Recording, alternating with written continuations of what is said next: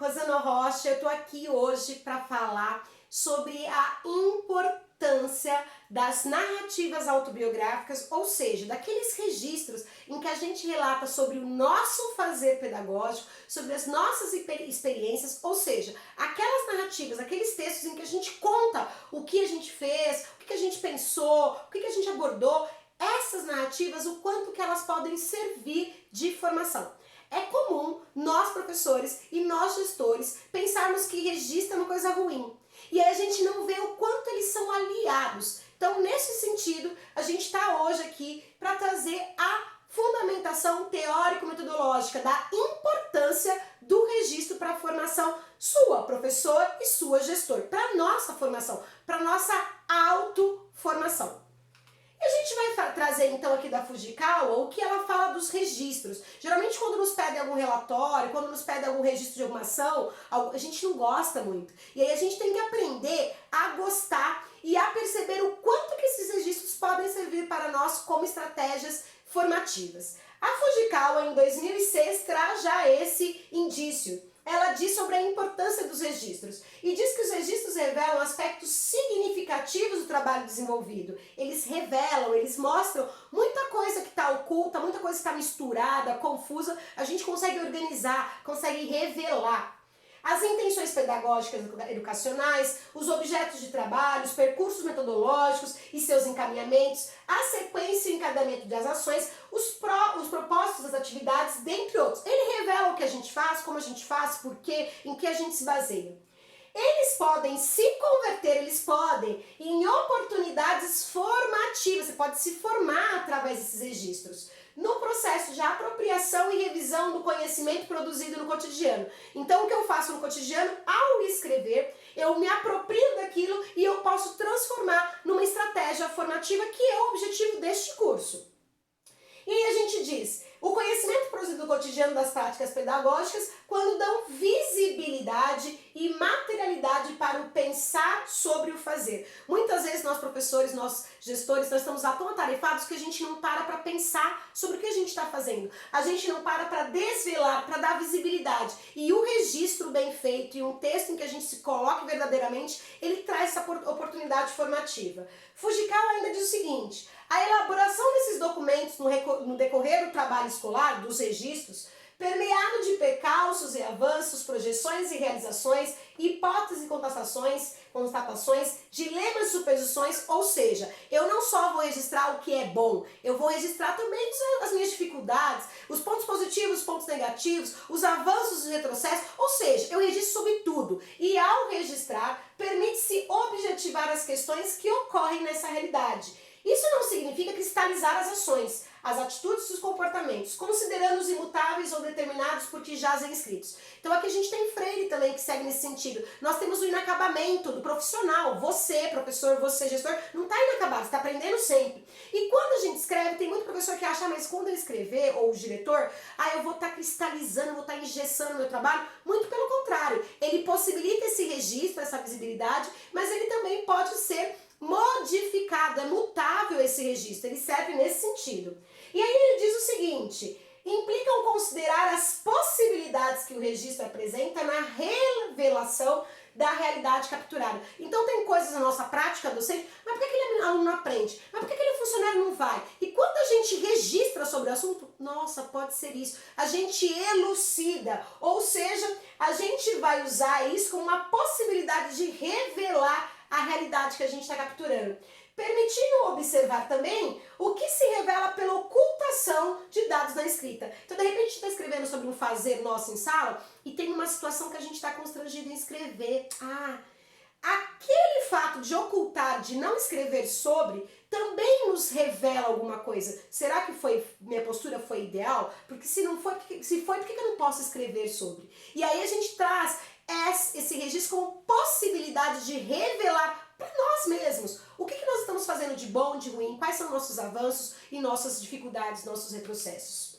Freire, em 99, já diz, ele ressalta a importância da reflexão crítica sobre a prática de formação. Ele diz o seguinte, é pensando criticamente a prática de hoje ou de ontem que se pode melhorar a próxima prática. Ou seja, se você refletir sobre a sua prática, a sua aula ontem, a sua prática ontem como gestor, e refletir sobre a sua prática hoje, você pode melhorar de amanhã. É esse inacabamento, essa é a oportunidade. Ele diz que o próprio discurso teórico necessário à reflexão crítica, então, quando eu vou ter uma reflexão crítica, eu não posso ter do nada. Eu tenho que estar usando aí uma base teórica, como nós estamos usando agora. Isso aqui que a gente está trabalhando, Fujikawa, Freire, Alarcão, é uma base teórica, mas mesmo a teoria, ele diz o seguinte: o próprio discurso teórico necessário à reflexão crítica tem de ser de tal modo concreto que quase se funda com a prática. O seu distanciamento epistemológico da prática enquanto objeto da análise deve dela aproximá-la ao máximo. Ou seja, a gente tem que aproximar a teoria da prática. Por isso que aqui no curso nós vamos aprender, e quando a gente tiver nossas formações, HTPCs, em outros momentos, nós temos sempre que procurar aproximar a teoria da nossa prática. E os registros ajudam nesse sentido. Quando eu registro se eu aprendi, se eu não aprendi, se eu não entendi, se eu não entendi, eu estou me auto-formando. Diz o seguinte também, Freire: quanto melhor eu faço essa operação, tanto mais inteligência ganha da prática em análise e mais comunicabilidade exerce em torno da superação da ingenuidade pela rigorosidade. Quando eu tenho fundamentação teórica, como agora, essa aula está falando da fundamentação teórica que a gente está usando nas narrativas autobiográficas, da importância do registro. Então, quando eu uso a fundamentação teórica, eu parto daquela ingenuidade, eu não sei o que eu estou fazendo, mas eu faço. Eu parto para uma rigorosidade, eu vou ter mais rigor, mais técnica, eu vou fazer melhor a minha atuação docente, a minha atuação como gestor.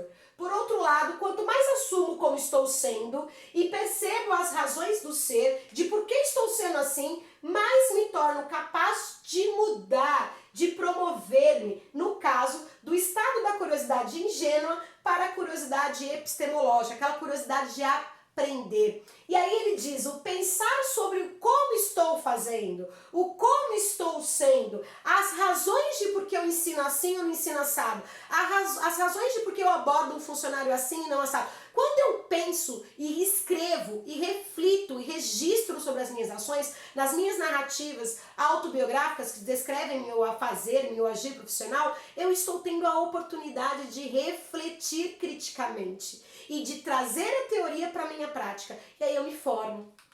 A gente tem a Alarcão, né, Isabel Alarcão, que diz o seguinte: ela fala da importância da gente refletir. Freire já falava sobre a importância da reflexão crítica, a Alarcão ela confirma isso quando ela fala que os professores e que a escola tem que ser reflexiva, refletir sobre a sua prática, refletir sobre o que dá certo e o que dá errado. E ela diz: a escola reflexiva é uma organização que continuadamente se pensa a si própria, na sua missão social e na sua organização, e se confronta com o desenrolar de sua atividade em um processo heurístico simultaneamente avaliativo e formativo. Então, quando eu penso sobre a minha prática, quando eu reflito sobre a minha função profissional, sobre a função da escola, sobre os meus alunos, sobre a minha prática, enfim, eu consigo ter uma visão heurística, uma visão geral, e eu consigo agir melhor.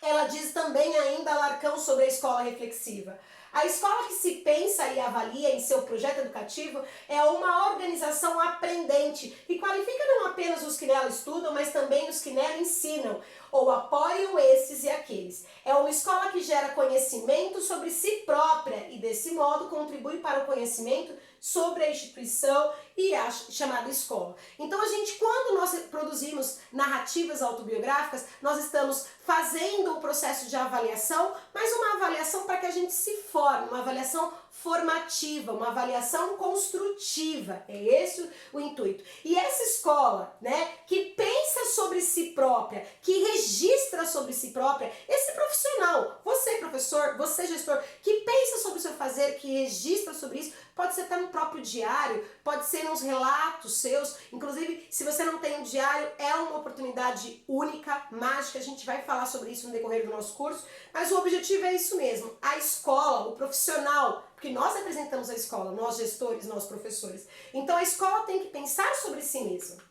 E aí a gente diz, Alarcão ainda fala: o ato de escrita é o encontro conosco e com o mundo que nos cerca. Implica reflexões a nível de profundidade variados. Quando eu escrevo, eu estou refletindo. As narrativas revelam o modo como seres humanos experienciam o mundo. Como que eu experiencio esse mundo? As narrativas serão tanto mais ricas quanto mais elementos significativos se registrarem. Ah, então usa o negócio de escrever pouco porque eu não gosto de escrever muito. Não, tem que escrever. Quanto mais elementos eu escrevo, tanto mais ricas ficam essas narrativas, esses registros. E tanto mais rico, mais rica fica a minha formação, a minha autoformação. Para serem compreensivos, é importante registrarem-se não apenas os fatos, mas também o contexto físico, social e emocional do momento. Às vezes o professor registra, aquele aluno teve dificuldade, aquele aluno não foi bom, o gestor, olha, tive problema assim, mas ele não registra o contexto. Em que contexto aconteceu? Qual foi o clima daquela situação? Como você se sentiu naquela situação? Porque esse contexto vai trazer esses elementos, vai deixar rica a sua narrativa e vai fazer com que você se forme melhor. E a gente usa ainda a Lacan, que ela diz o seguinte, geralmente é difícil ganhar o hábito de escrever narrativas, é difícil fazer um diário, é difícil fazer até um registro que nós temos que fazer do aluno, ou o nosso, principalmente nosso. Registrar sobre o aluno até é mais fácil, sobre o funcionário, mas sobre nós acaba sendo mais complicado. E é isso que a gente vai trazer nesse curso, você registrar sobre você, auto, ok? E aí ela fala que ganhar o hábito não é difícil. Algumas perguntas muito simples para começar, podem ajudar. São perguntas do tipo, o que aconteceu? Aconteceu isso, isso e isso. Como aconteceu? Onde aconteceu? Por quê? Isso daqui é o básico, né? O que, por quê, onde? Ok. Mas aí mais, o que eu senti e o que as outras pessoas sentiram? O que eu penso relativamente ao que aconteceu? Quais foram as aprendizagens que eu tive com esse ocorrido? Tudo aquilo que permita compreender as finalidades e os contextos educativos. E para a gente encerrar, Padilha diz o seguinte, o registro, como função de acompanhar o processo educativo vivido por alunos, professores, uma vez que é através dele que se torna possível realizar uma análise crítica e reflexiva desse processo, da atuação com os alunos, com os profissionais na escola, é um procedimento fundamental que pode utilizar diferentes recursos, caderno de canto do professor, caderno de anotações para grupos de alunos, diário de aluno, arquivo de atividade, relatório de professores e alunos, esquemas e síntese. Ou seja, nós temos várias possibilidades aqui no nosso curso. Mas o que nós vamos trabalhar? Nós vamos trabalhar com ateliê biográfico. Você vai escrever um texto, o professor vai escrever um texto se colocando e esse texto ele vai ser melhorado e aprimorado até o nosso último texto. E nessa reescrita desse texto, nós vamos nos autoformando, nós vamos refletir sobre a nossa prática e a gente vai aprender muito. Então, a gente vai dizer a autobiografia.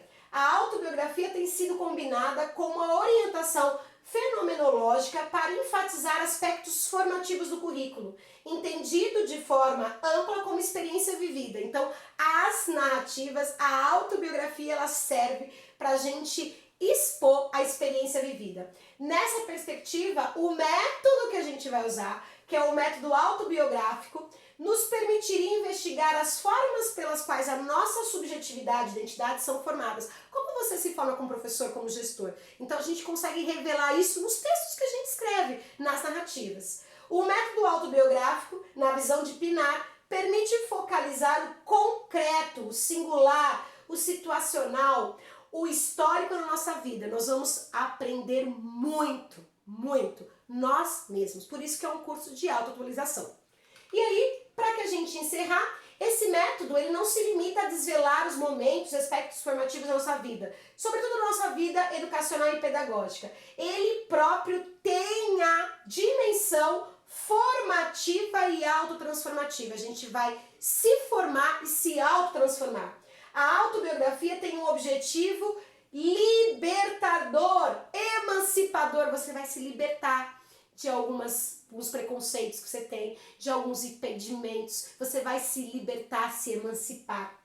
Ao permitir que se façam conexões entre conhecimento escolar, a história de vida de vocês, e o desenvolvimento intelectual e profissional. A autobiografia contribui para a transformação do próprio eu. Na perspectiva da autobiografia, uma maior compreensão de si, você vai se compreender, professor e gestor, implica um agir mais consciente. Quando eu mais consciente, mais responsável e mais comprometido. Quando eu gestor, quando eu professor, eu escrevo sobre o meu agir, eu reflito sobre esse agir, eu questiono esse agir, eu aprendo, eu me autoformo, eu me autotransformo, eu cresço enquanto profissional. É isso que a gente deseja. A gente trouxe então aqui as referências bibliográficas, espero que vocês tenham gostado. Na nossa próxima aula a gente entra aí de cara nos ateliês biográficos. Antes nós trouxemos Silva, Padilha, nós trouxemos o Freire, nós trouxemos a Alarcão e a Fujikawa para dizer o quanto que escrever sobre a nossa trajetória profissional pode nos ajudar a sermos profissionais melhores. E é isso que a gente está buscando nesse curso. Começa a escrever, começa a esboçar, pega um diário, um caderno e vai escrevendo as suas reflexões. Você vai ver que estratégia maravilhosa é essa, tá bom? Um grande beijo para vocês e até a próxima!